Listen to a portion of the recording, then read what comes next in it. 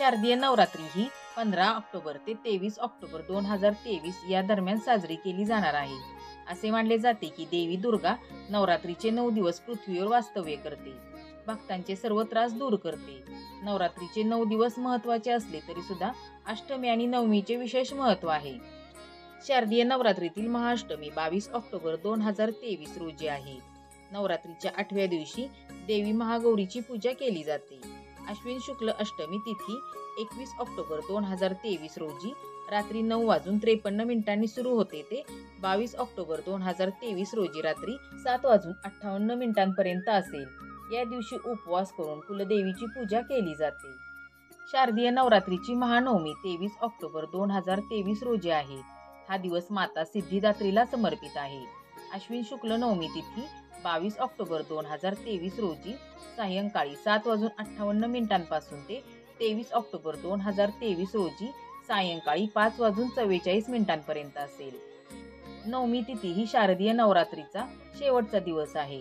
या दिवशी हवन यज्ञ करून नवरात्रीचे 9 दिवस पूजा व उपवास केले जातात. दुर्गा देवी हे तेज, शक्ती आणि पराक्रमाचे प्रतीक आहे.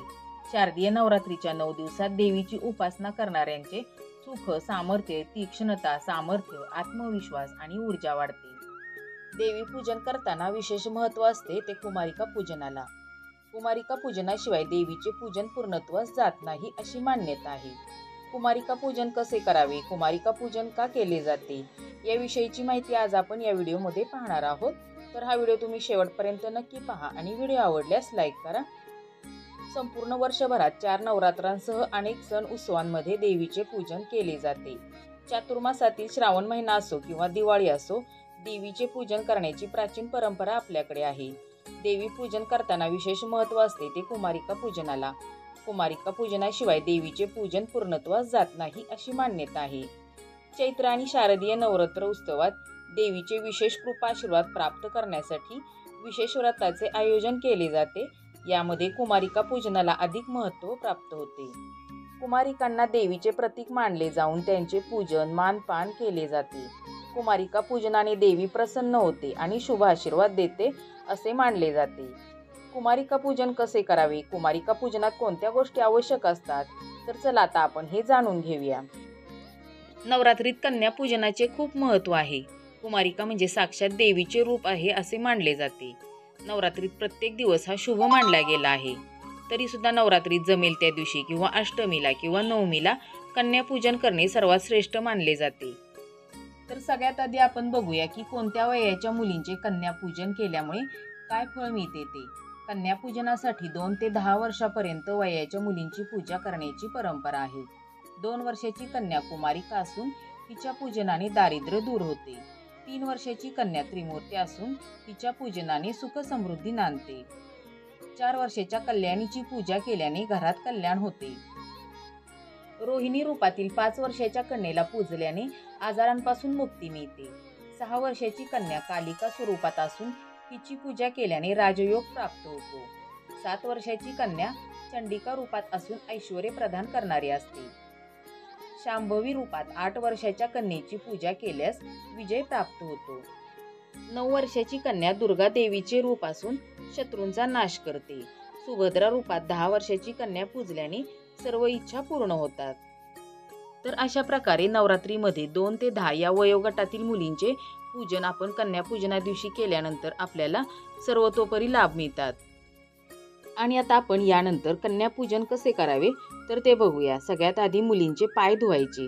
मुलींचे पाय धुण्यासाठी स्वच्छ पाणी घ्यायचे किंवा त्यामध्ये थोडेसे गंगाजल टाकून मुलींचे पाय धुवून घ्यायचे आणि नंतर मुलींचे पाय धुतल्यानंतर पाय पुसण्यासाठी स्वच्छ कपडा घ्यायचा आणि त्या कपड्याने त्यांचे पाय पुसायचे. नंतर मुलींच्या कपाळावरती हळद आणि कुंकू लावायचं आणि हळद कुंकू लावल्यानंतर त्यांना अक्षदा लावायच्या.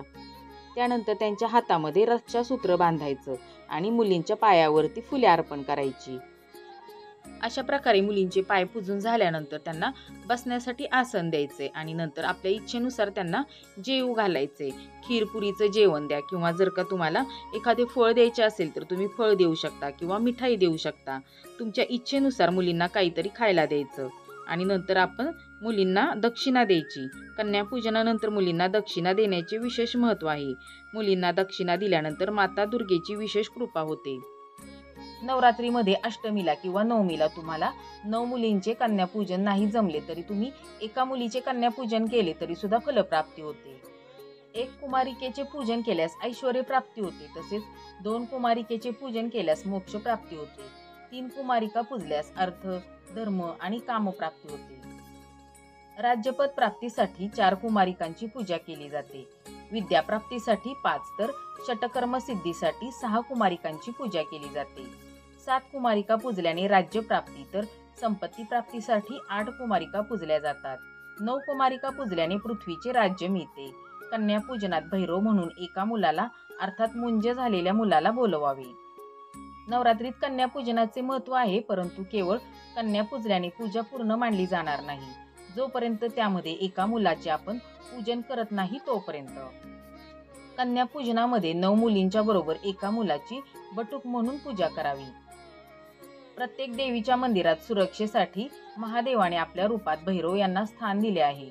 देवीची शक्तिपीठे स्थापित करण्यासाठी महादेव स्वतः पृथ्वीवर आले होते. जिथे जिथे सीतेचे अंग पडले तिथे शक्तिपीठाची स्थापना झाली. तसेच महादेवाने आपल्या स्वरूपात भैरव यांना प्रत्येक दरबारात तैनात केले. भैरव पूजा केल्याविना देवीची पूजा अपूर्ण राहते. या कारणामुळेच कन्यापूजन करताना 9 कुमारिकांसह एक मुंजा मुलगा असणे शुभ मानले गेले आहे. याचा अर्थ असा होतो की आपण केलेल्या पूजेचे फळ हे सुरक्षित आहे आणि आपलं पुण्य हे इतर कोणाच्याही पदरी न पडता आपल्यालाच ते प्राप्त होईल. आपण केलेल्या नवरात्रीच्या पूजेचे फळ आपल्याला चांगले मिळावे, वाईट नजरेपासून आपला बचाव व्हावा, यासाठी आपल्याला कुमारिकांसोबत मुंजालाही भोजनास निमंत्रण द्यावे आणि यथाशक्ती पूजन करावे. नवरात्रामध्ये कन्यापूजन झाल्यानंतर मुलींना भेटवस्तू नक्की द्याव्यात. कुमारिकांना रुमाल, लाल वस्त्र, फळं, खेळणी यासारख्या वस्तू भेट म्हणून द्याव्यात. यानंतर कुमारिकांचे आशीर्वाद घ्यावेत. असे केल्यामुळे देवीची कृपा आणि शुभ आशीर्वाद प्राप्त होतात. आणि त्याचबरोबर कन्यापूजनाची एक कथा देखील आहे आणि ती अशी आहे की एक राक्षस होता आणि तो सर्वांना प्रचंड त्रास देत होता. दुर्गा देवीने बालिकेचे रूप घेतले आणि त्याचा नायनाट केला. त्यावेळी ती योगिनी म्हणून प्रकट झाली. ज्यावेळी या देवीने बालिकेचे रूप घेतले त्यावेळी तिने सर्व इंद्रिय समाजाच्या उद्धारासाठी वापरली. नवरात्रीच्या 9 देवींचा उल्लेख केला जातो. ती स्कंद माता, काली माता, ब्रह्मचारिणी माता, शैलपुत्री माता या सर्वच देवी या कुमारिका स्वरूपाच्या आहेत. लहान मुलींमध्ये निरागसता आणि माया असते. ही माया आणि निरागसता आपल्यात यावी, आपल्या ज्ञानाची दारे या मुलींच्या रूपात कायम खुली राहावीत, हाच यामागचा उद्देश आहे. तर असा हा नवरात्रीमध्ये कन्यापूजन का केले जाते, ते कसे करायचे आणि कन्यापूजनाचे महत्त्व काय आहे, हा व्हिडिओ तुम्हाला कसा वाटला ते कमेंट करून नक्की सांगा आणि व्हिडिओ आवडल्यास लाईक करा. तसेच हा व्हिडिओ तुमच्या मित्रपरिवारामध्ये शेअर करा आणि असेच नवनवीन व्हिडिओ पाहण्यासाठी चॅनलला सबस्क्राईब करा. व्हिडिओ पाहिलात त्याबद्दल तुम्हा सगळ्यांचे आभार. पुन्हा भेटूया अशाच एका नवीन व्हिडिओमध्ये. तोपर्यंत नमस्कार.